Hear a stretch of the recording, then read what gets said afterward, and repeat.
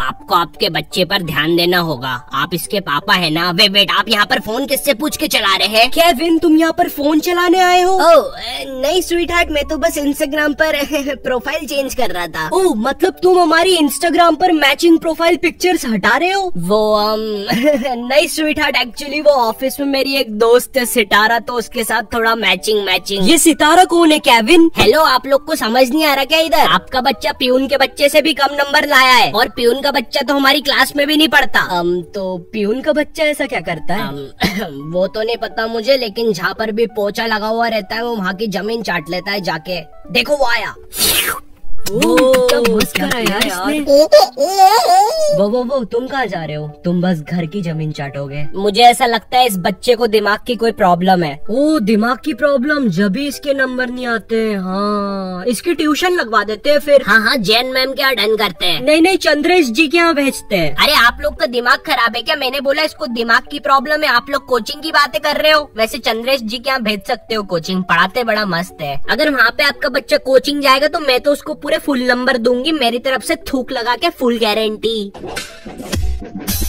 तो मैंने 4th class से कोचिंग जाना स्टार्ट किया था। हाँ, मेरी मम्मी की वजह से। लेकिन इस चीज के पीछे 2 अलग रीजन भी है। पहला रीजन ये कि मैं पढ़ाई में पूरा ढप्पल हूँ, और दूसरा रीजन ये है कि जनक और विवेक भी कोचिंग जा रहे थे, तो मुझे लगा मजा आता होगा, वहाँ पर ऐसे चिलविल होता होगा, तो मैं भी अगले दिन उन दोनों के साथ कोचिंग चला गया। अब कोचिंग के रास्ते में हम लोग कुछ चॉकलेट्स लेने रुक गए थे। मैं हमेशा च्युइंगम ही लेता था, लेकिन उन दोनों ने एक अजीब सी आम की गोली नाम की एक चॉकलेट ली थी। भाई, वो चॉकलेट के रैपर पे कुछ भी नहीं लिखा है, कंपनी का नाम तक नहीं है, और तो और आम की स्पेलिंग भी गलत है। ओए, ये कौन सी चॉकलेट है? ये चॉकलेट नहीं है, ये तो है आम की गोली।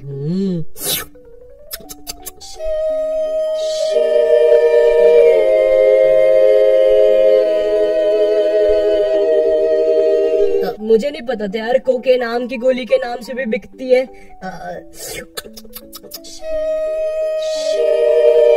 ये तू इस नशे के बारे में जानता है क्या? मैं कहाँ पे था? कोचिंग। हाँ, तो जैसे मैं पहले दिन कोचिंग पहुंचा यार, वहाँ जाते से मेरी फट गई, क्योंकि वो कोचिंग एक तो इतनी छोटी सी थी और उसमें इतने सारे बच्चे बैठे हुए थे। 2 बच्चे तो बाहर रोड पे बैठ के चिल कर रहे थे। नहीं, मैं मजाक कर रहा हूँ, हमारी कोचिंग के नहीं थे। इनफैक्ट वो तो कोचिंग ही नहीं जाते थे। हे साले अनपढ़, इसको अपना क्रिकेट नहीं खिलाएंगे अपन साथ में? हाँ भाई।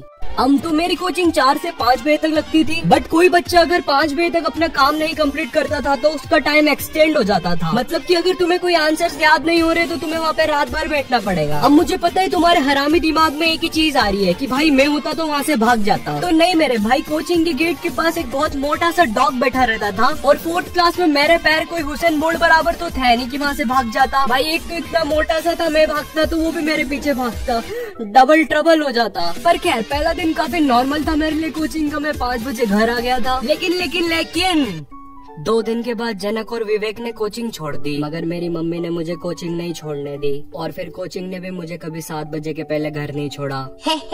ये तो बिल्कुल सही बात बोली आपने।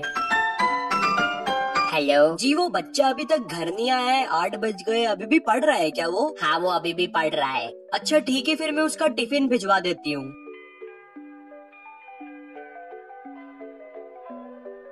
2 बजे तक स्कूल, 4 से 8 बजे तक की कोचिंग, और फिर सो जाओ। 1 नंबर की झंड जिंदगी।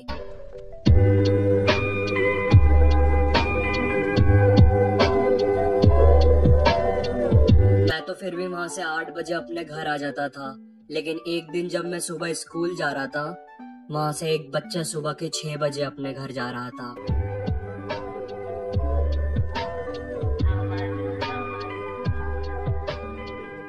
सच बता रहा हूँ, उस कोचिंग ने मेरा जीना हराम कर दिया था, मगर फिर मेरे दिमाग में एक अल्टीमेट आइडिया आया। अबे यहाँ क्यों मूत रहा है?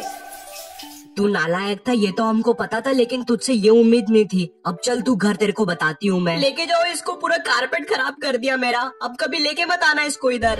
यस, मेरे सच्ची में सुसु कर दी थी कोचिंग में। और सच बताओ तो मुझे प्राउड है इस चीज पर, और मुझे लगा मेरी मम्मी को भी प्राउड होगा, क्योंकि पहली बार बिस्तर के अलावा कहीं और सुसु करी थी मैंने। मगर ऐसा कुछ भी नहीं हुआ, उल्टा मम्मी ने मुझे इतने लाफे लगाए ना। मगर वो सब चीजें कुछ भी नहीं थी, क्योंकि अब मैं जो कोचिंग जाने वाला था ना, ओ बॉय कुछ खास था उस कोचिंग के बारे में। भाई वो मैम सारे सब्जेक्ट पढ़ाती थी मेरे को, बस 200 रुपए में। है एक बार और बोलूं? हाँ रुको, मात्र 200 रुपए में। यार हमारी कोचिंग में एक खास बात थी, उस कोचिंग में गांधी जयंती और मैम के बर्थडे के टाइम पे एक भयंकर सी पार्टी होती थी। अब मुझे नहीं पता गांधी जयंती और मैम के बर्थडे के बीच में क्या संबंध है, मगर फिर भी हमारी ये भयंकर सी पार्टी देर रात शाम को 5:30 बजे स्टार्ट होती थी। पीने के लिए हमारे पास काफी प्रीमियम ड्रिंक्स रहती थी, जैसे कि रसना और बस रसना। गॉड था यार रसना उस टाइम। हंस क्या रहे हो? वो कोचिंग काफी बेस्ट होने का रीजन था उसका टाइम। मेरी कोचिंग 3 से 4 बजे तक लगती थी दोपहर में, जो कि मेरी मैम का सोने का टाइम रहता था। तो मैं 3 बजे कोचिंग जाता था और मैम मुझे क्वेश्चन देकर सो जाती थी, टीवी खुला करके। सुनो मेरी बात सुनो, मैं 4th क्लास का बच्चा हूँ, मेरे सामने टीवी खुला करके मुझे बोलोगे कि पढ़ाई कर? पागल हो क्या? नहीं पागल हो क्या? और तो और भाई मैम की टीवी में इतने मजेदार चैनल आते थे ना भाई, मैंने घर पे आज तक वो चैनल्स कभी देखे तक नहीं थे। ओह वाओ, ये कौन सा चैनल है? ले जाइए फुल रूपा की मजेदार चड्डी, फुल इलास्टिक मजेदार चड्डी पहन के एकदम मजा आ जाएगा। बहन की है, बच्चे देख क्या रहा है? डायल कर 00100। नहीं डायल किया तो तेरी भी बहन की। नहीं, इसको बदलो, गलत चैनल। तो मैं कोई सा भी चैनल लगा के रैंडमली देखने लग जाता था, क्योंकि टीवी तो म्यूट रहती थी। अपने इस आनंद को एक लेवल और बढ़ाने के लिए मैं मैम के बच्चे कुछ स्नैक्स भी ले लेता था, जो मैम दोपहर में खाते खाते सो गई थी। तुम्हारा नहीं पता, मगर मेरी तो फुल दोपहर बन जाती थी। फिर 4 बजे समथिंग मैम के उठने का टाइम होता था। अब उस टाइम जो क्वेश्चंस मुझे मैम ने नींद में दिए थे वो 10 मिनट में करने की तो मेरी औकात थी नहीं, इसलिए मैं बुक खोल के रैंडमली कोई भी 3 क्वेश्चंस उठा के सॉल्व करके मैम को दिखा देता था। Easy shit. और वो मैम मान भी जाती थी। भाई इनको ये भी नहीं मालूम ये फीस किसकी ले रही है। कोचिंग के टाइम अगर मैं इनके साथ 3 से 4 सो भी जाऊँ ना, भाई इनको नहीं फर्क पड़ रहा। 4 बजे मुझे चाय और पार्ले-जी बिस्किट खिला के घर भी भेज देगी। पर खैर वो चीजें मेरी एग्जाम्स में दिखती थी, फिर ये सब होता था और फिर से मुझे कोचिंग जाना पड़ता था। मतलब मैं एग्जाम्स में फेल होता हूँ, फिर कोचिंग जाता हूँ, फिर एग्जाम्स में फेल होता हूँ। मतलब मैं एक इन्फिनाइट टाइम लूप में फंसा हुआ हूँ। और इसलिए शायद मैं आज तक 4th क्लास